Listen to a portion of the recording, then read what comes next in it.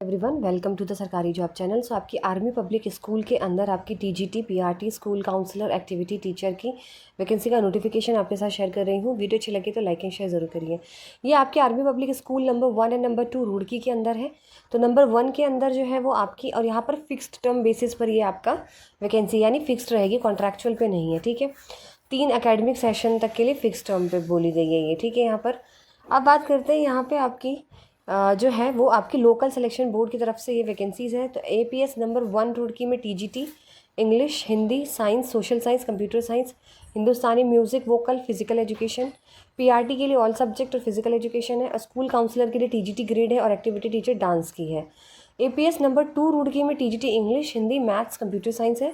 School counsellor की है, special educator PRT है और प्राइमरी टीचर की है। अगर मैं बात करूँ टीजीटी के लिए, तो टीजीटी के लिए ग्रेजुएशन होना चाहिए जिस सब्जेक्ट से आप अप्लाई कर रहे हो, प्लस बीएड होना चाहिए 50% मार्क्स के साथ। पीआरटी की बात करते हैं तो ग्रेजुएशन होना चाहिए प्लस डीएलएड या फिर बीएलएड या फिर बीएड विथ 6 मंथ पीडीपीटी या bridge course with 50% marks. Special educator की बात करें तो ग्रेजुएशन होना चाहिए विथ बीएड स्पेशल एजुकेशन से। अगर आपने बीएड जनरल से कर रखी है तो आपके पास 1 साल का डिप्लोमा होना चाहिए स्पेशल एजुकेशन में। साथ ही साथ आपका रजिस्ट्रेशन होना चाहिए। The candidate must be registered with the rehabilitation council of India with at least 1 year of validity.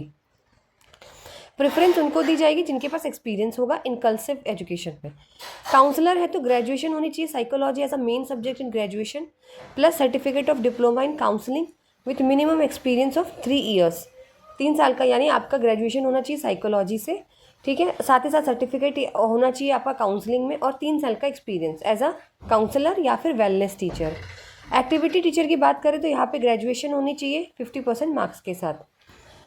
साथ ही साथ अगर यहाँ पे बात करें, आपको इंग्लिश मीडियम से पढ़ाना आना चाहिए, कंप्यूटर की बेसिक नॉलेज होनी चाहिए।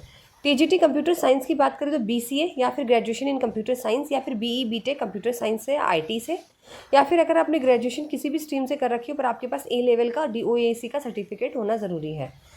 इसमें सीटेट और टेट क्वालिफिकेशन यहाँ पे कहीं से भी नहीं मांगा गया है। ठीक है, फिर है आपका टीजीटी और पीआरटी के लिए सीटेट और टेट का मांगा गया है। ठीक है, कंप्यूटर साइंस के लिए आपका सीटेट नहीं मांगा गया है, सिर्फ टीजीटी और पीआरटी टीचर्स के लिए सीटेट का पेपर क्वालिफाई होना ज़रूरी है। और यहाँ पर all Indian online screening test OST score card यहाँ पे ज़रूरी नहीं है। ठीक है, लेकिन प्रेफरेंस दिया जाएगा अगर आपके पास होगा, पर ठीक है ओएसटी कार्ड ज़रूरी नहीं है। लेकिन अगर आपके पास ओएसटी स्कोर कार्ड आपने नहीं है तो आप इंटरव्यू में आ सकते हो, और जब आपको सिलेक्ट किया जाएगा तो आपको कॉन्ट्रैक्चुअल बेसिस पर यहाँ पर एक एकेडमिक सेशन के लिए अपॉइंट किया जाएगा और आपको 1 साल के अंदर ओएसटी क्लियर करना है विथ 80 मार्क्स आपको लाने पड़ेंगे उसमें। ठीक है, तो वो आपको बाद में क्लियर करना पड़ेगा। साथ ही साथ आपकी बात करते हैं, यहाँ पर आपकी नेक्स्ट चीज़ लिखी हुई है कि जो फ्रेश कैंडिडेट है उनकी एज है 40 ईयर्स और जो एक्सपीरियंस कैंडिडेट है उनको 57 ईयर्स यहाँ पर मैक्सिमम रखी गई है। आप सिर्फ एक स्कूल में एक ही पोस्ट के लिए अप्लाई करेंगे, ये याद रखिएगा। ठीक है, और अगर आप 2 में करते हैं तो आपको अलग अलग एप्लीकेशन से फिल करना पड़ेगा। ठीक है, ये याद रखिएगा। आपके जो फॉर्म है वो 1 अप्रैल से शुरू हो चुके हैं।